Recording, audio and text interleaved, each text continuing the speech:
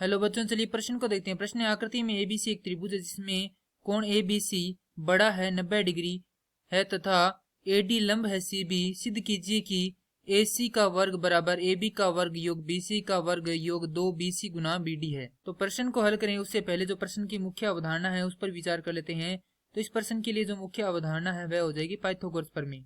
अर्थात हम यहाँ पर यह देखेंगे कि पाइथागोरस प्रमेय क्या होती है। तो किसी समकोण त्रिभुज की कर्ण भुजा का वर्ग शेष दो भुजाओं के वर्ग के योग के बराबर होती है, या यहाँ पर लिख सकते हैं वर्गों के योग के बराबर होती है। अर्थात कर्ण का वर्ग बराबर आधार का वर्ग योग लंब का वर्ग। अब हमें प्रश्न में दिया गया है कि कोण ABC बड़ा है कोण 90 डिग्री से, यानी कि ये जो कोण है ये क्या है 90 डिग्री से बड़ा है।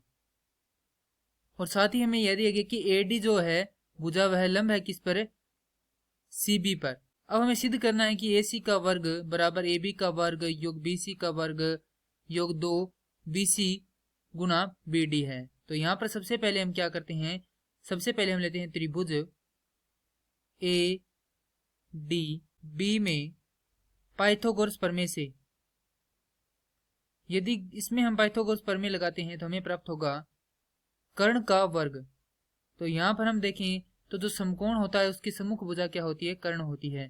तो कर्ण यहाँ पर क्या होगा, त्रिभुज ADB में AB होगा। तो AB का वर्ग बराबर है AD का वर्ग योग DB का।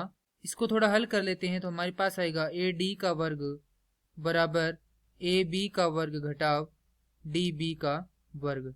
ये आ जाएगी समीकरण संख्या 1। अब हम क्या करते हैं, त्रिभुज ADC में पाइथागोरस प्रमेय से। तो यदि हम इस त्रिभुज में पाइथागोरस प्रमेय लगाते हैं तो अब समकोण के सम्मुख भुजा कौन सी होगी, AC होगी। तो कर्ण का वर्ग अर्थात AC का वर्ग बराबर, अब यहां पर आधार होगा DC, तो DC का वर्ग योग लंब होगा AD, तो AD का वर्ग। ये आ जाएगी समीकरण संख्या 2। अब यहां पर समीकरण 1 व 2 से यदि समीकरण 2 में हम ये AD का मान रख देते हैं तो हमारे पास आएगा AC का वर्ग बराबर DC का वर्ग योग AB का वर्ग घटाव DB का वर्ग। और जो DC है उसे हम क्या लिख सकते हैं, DC मिलकर बनी हुई है किससे, DB और BC से। तो यहां पर लिखेंगे AC का वर्ग बराबर DB का वर्ग, माफ कीजिए DB योग BC का वर्ग योग AB का वर्ग घटाव DB का वर्ग। तो ये है हमारे पास A योग B के वर्ग के रूप में, जिसका जो विस्तारित रूप है वह होता है A का वर्ग योग B का वर्ग योग 2AB।